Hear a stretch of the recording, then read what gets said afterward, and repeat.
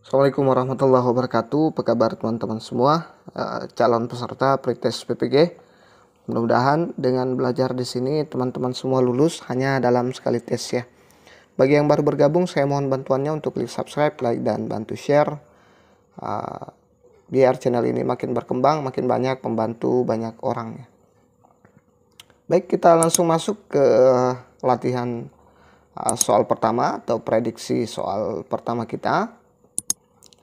Di bawah ini adalah tipe belajar menurut Habermas, kecuali A. Belajar praktis, B. Belajar konsep, C. Belajar teknis, D. Belajar aktif, E. Belajar emansipatoris.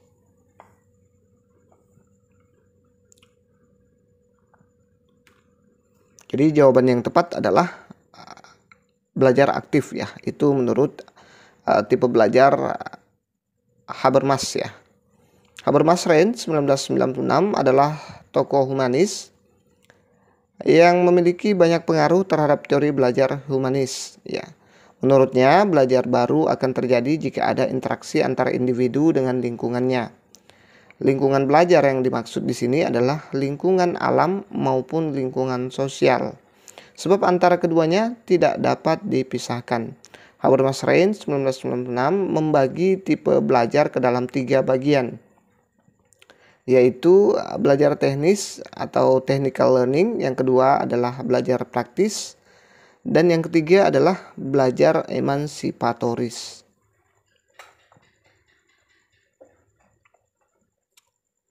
Kita lanjut ke soal berikutnya. Aliran ini lebih menekankan pada keaktifan siswa selama kegiatan belajar, aktif berpikir, menyusun konsep-konsep, serta memberi makna tentang hal-hal yang dipelajari, dan yang paling penting terwujudnya belajar adalah niat peserta didik itu sendiri. Pernyataan tersebut merupakan aliran dari teori A. Behavioristik, B. Humanistik, C. Cybernetik, D. Konstruktivistik, E. Kognitivistik.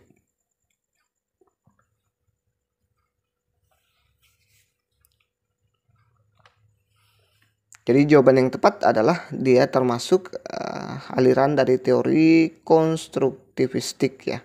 Menyusun konsep-konsep serta memberi makna tentang hal-hal yang dipelajari, dan yang paling penting adalah terwujudnya belajar ya, adalah niat peserta didik itu sendiri tanpa ada paksaan ya. Kita lihat teori konstruktivisme adalah pembelajaran yang bersifat generatif ya, yaitu tindakan mencipta sesuatu makna dari apa yang dipelajari. Pendekatan konstruktivisme mempunyai beberapa konsep umum seperti yang pertama itu pelajar aktif membina pengetahuan berasaskan pengalaman yang sudah ada. Selanjutnya adalah dalam konteks pembelajaran, pelajar seharusnya membina sendiri pengetahuan mereka. Sama dengan kata kunci yang ada di soal.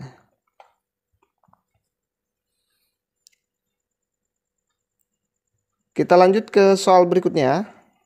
Menurut Brunner, apabila seseorang memahami objek-objek atau dunianya melalui gambar-gambar dan visualisasi verbal, dengan kata lain, peserta didik belajar melalui bentuk perumpamaan atau perbandingan.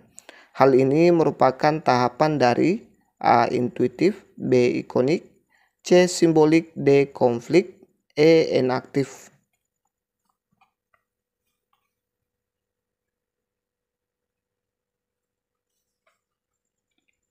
Jadi jawabannya adalah tahapan dari ikonik ya.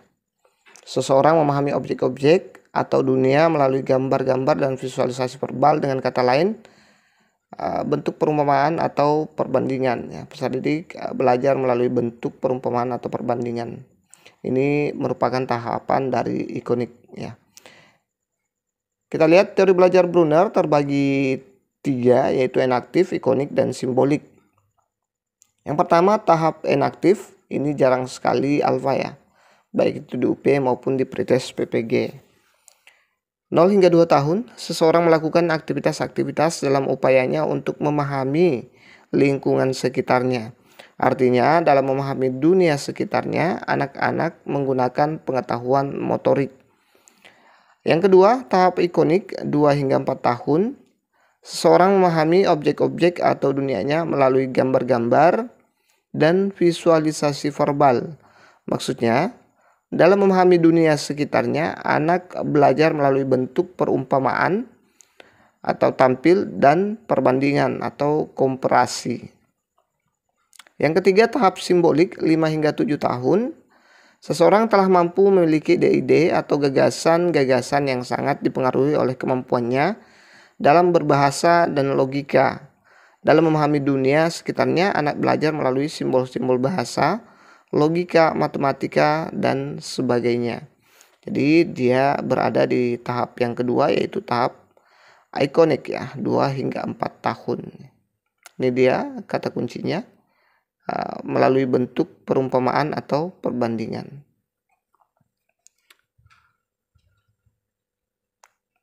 Kita lanjut ke soal berikutnya.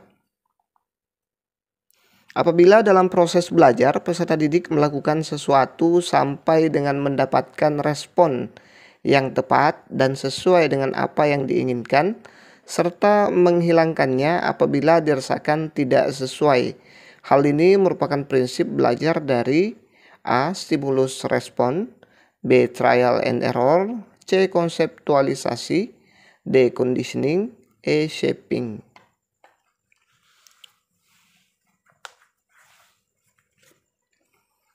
Jadi jawabannya adalah option B ya, trial and error ya. Karena di sini kata kuncinya adalah ini proses belajar peserta didik sesuai melakukan sesuatu sampai dengan mendapatkan respon yang tepat. Jadi kalau dia merasa tidak tepat, makanya dia mengganti dengan yang lain lagi. Makanya ada istilah trial and error ya. Berdasarkan tidak sesuai, makanya tidak cocok ya. Makanya dia error di situ. Dia mencoba-coba, kemudian kalau memang tidak cocok, maka akan diganti lagi ya. Ini dia. Secara bertahap kita akan mengetahui bagaimana cara menyelesaikan sesuatu dengan cara yang terbaik dan tidak mengulangi kesalahan-kesalahan yang pernah dilakukan.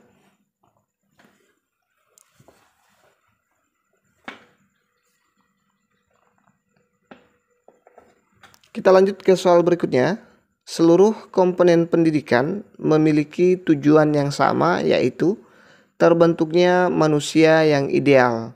Manusia yang dicita-citakan, yaitu manusia yang mampu mencapai aktualisasi diri.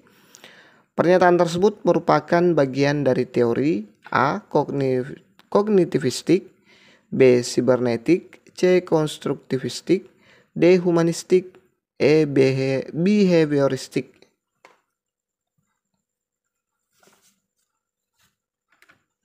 Jadi jawabannya adalah option D. Humanistik ya. Ini kalau ada kata manusia berarti itu humanistik ya. Ini terbentuknya manusia yang ideal, manusia yang dicita-citakan, yaitu manusia yang mampu mencapai aktualisasi diri.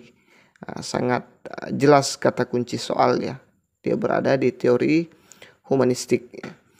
Kita lihat teori belajar humanistik yang berkembang dari teori behavioristik. Tokoh dari teori humanis adalah Carl Rogers dan Abraham Maslow.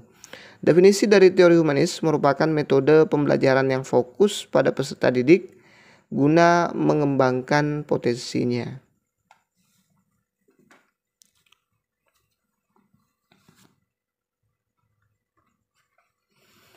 Kita lanjut ke soal berikutnya.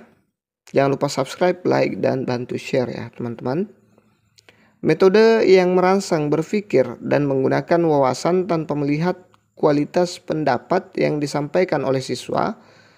Seorang guru harus pandai-pandai merangsang siswanya untuk mencoba mengeluarkan pendapatnya merupakan A. Metode sesama teman, B. Metode pemecahan masalah, C. Metode perancangan, D. Metode bagian.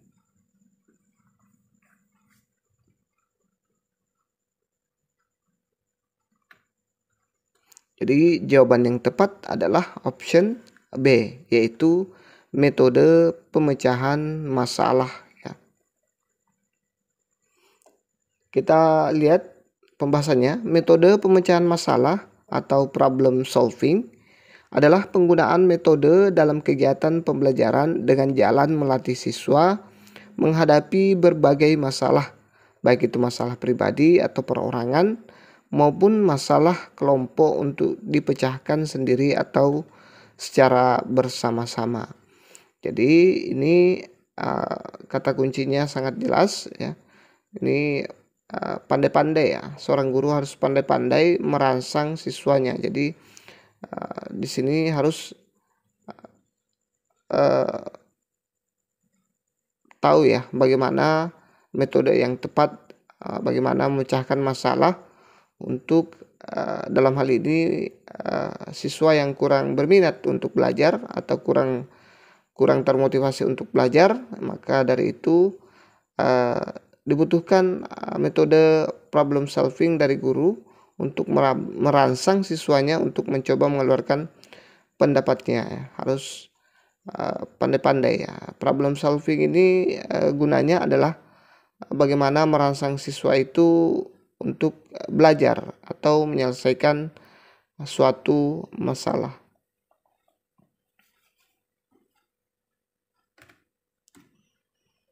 Kita lanjut ke soal berikutnya. Strategi guru saat peserta didik belum siap melakukan keterampilan berpikir tingkat tinggi adalah: A. Tetap melakukan aktivitas dengan keterampilan berpikir tingkat tinggi. B. Membangun skemata dari pengetahuan awal yang telah diperoleh sebelumnya dengan pengetahuan baru yang akan diajarkan. C. Membentuk kelompok siswa dengan kemampuan yang heterogen. D. Merubah perencanaan disesuaikan dengan kemampuan siswa. Jadi ini bukan jawabannya teman-teman. Saya lupa mengatur ukuran fontnya dengan font yang di atasnya. Jadi ini kesalahan teknis ya.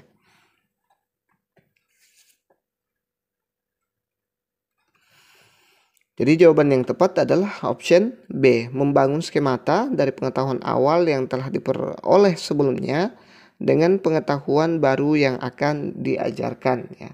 Itu dia strategi guru saat peserta didik belum siap melakukan keterampilan berpikir tingkat tinggi.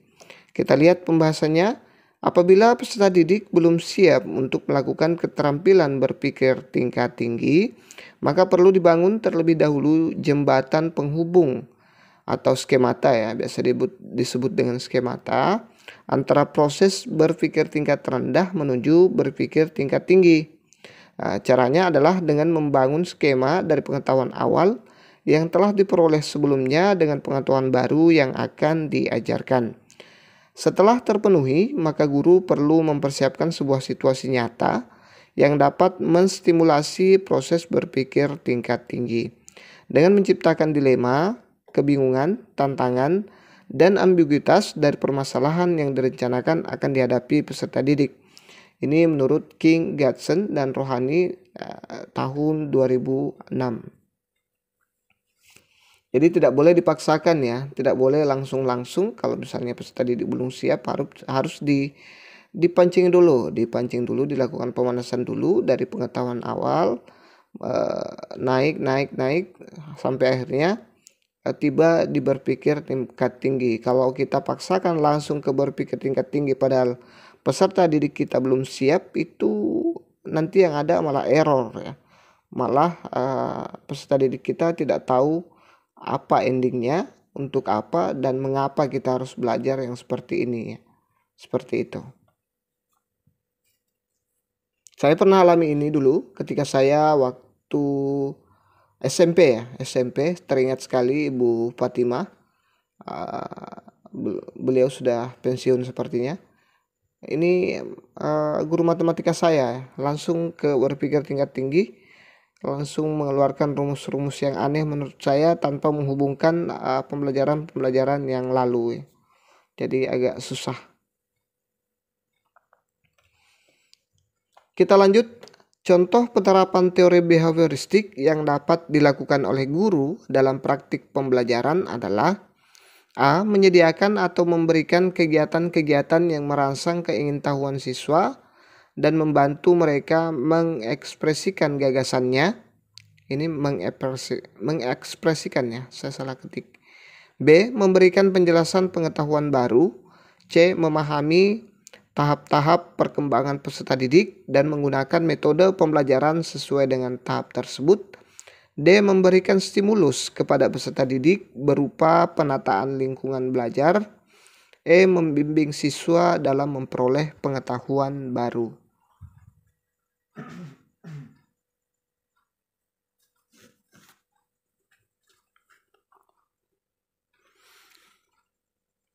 Jadi jawaban yang tepat adalah memberikan stimulus kepada peserta didik berupa penataan lingkungan belajar ya.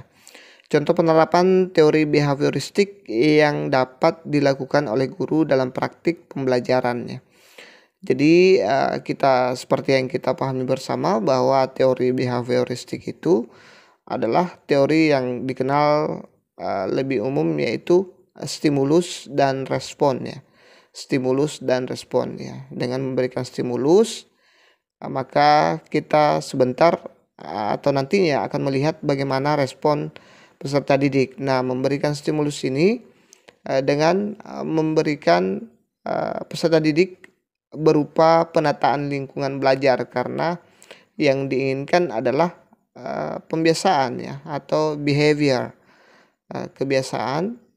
Jadi kita membuatkan peserta didik berupa penataan lingkungan belajar yang sesuai dengan materi yang kita ajarkan pada saat itu ya. Oke, saya kira cukup untuk video kali ini. Insya Allah kalau banyak yang tonton, banyak respon dari teman-teman, kita akan lanjut terus sampai teman-teman nanti ujian pretest PPG-nya. Mudah-mudahan bermanfaat. Terima kasih banyak sudah menonton. Jangan lupa subscribe, like, dan bantu share. Wassalamualaikum warahmatullahi wabarakatuh.